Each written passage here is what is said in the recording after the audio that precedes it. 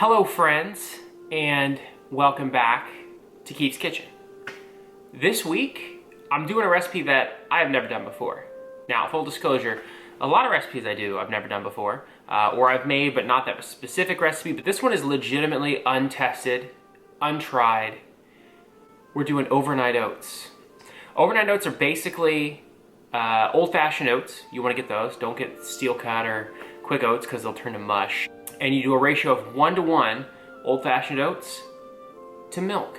All right, you can do vegan if you want. Like you could do real like oatception and do oat milk and oats if you wanted. And you just put it in the fridge with a little bit of sweetener, maybe a little yogurt, other stuff overnight. It softens the oats up. Then you add some fruit and other yummy stuff, and you're good to go. Now, again, another full disclosure thing.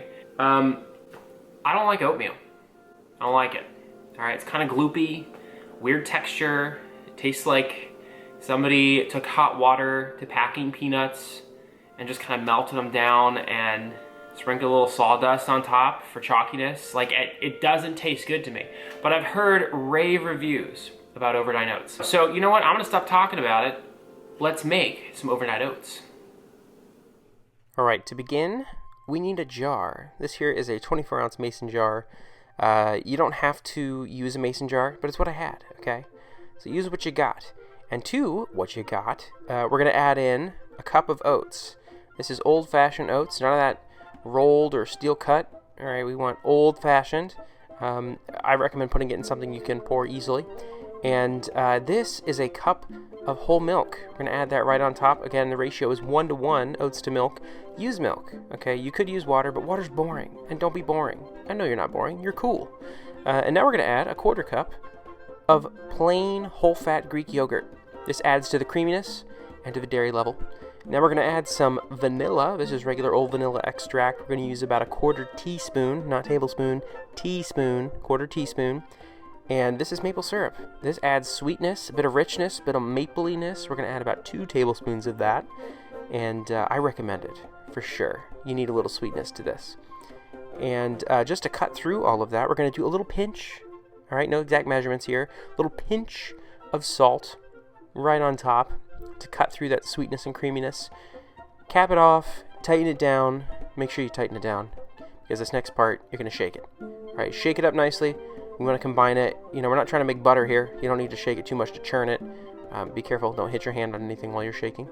But yeah, that's it. Now we're going to put it into the fridge overnight. Hey, look, it's the next day, I swear. Here are the overnight oats, and they have sat overnight.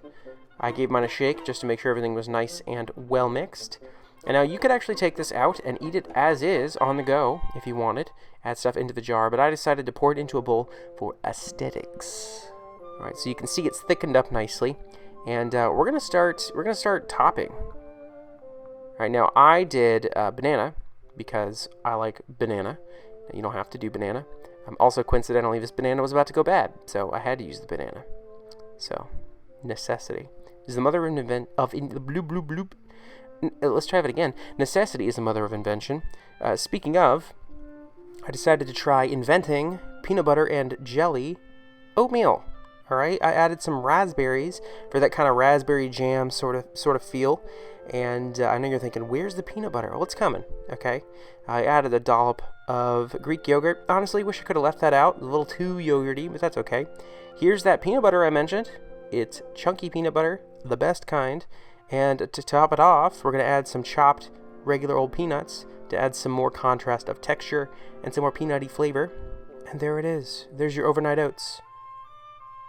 Time to enjoy.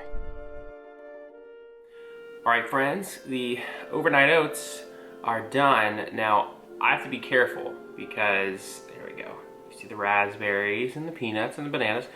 This will spill if I tilt it too much.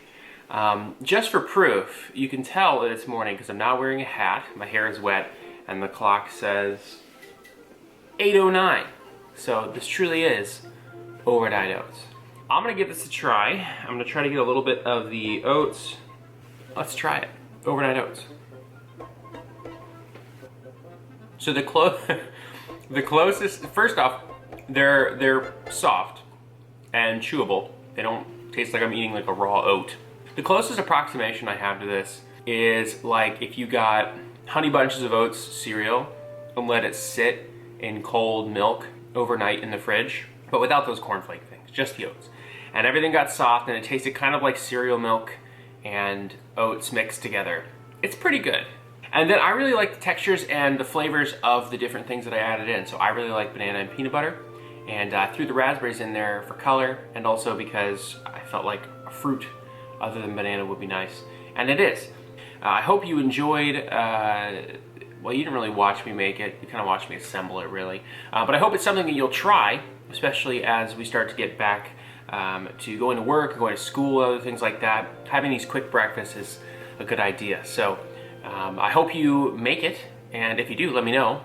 If you don't like oatmeal, maybe you'll be like me and you'll be a convert and you'll enjoy this. Anyway, I gotta go. It's almost time for me to go to work. Thanks for joining me on Keith's Kitchen. I'll see you next week. Bye.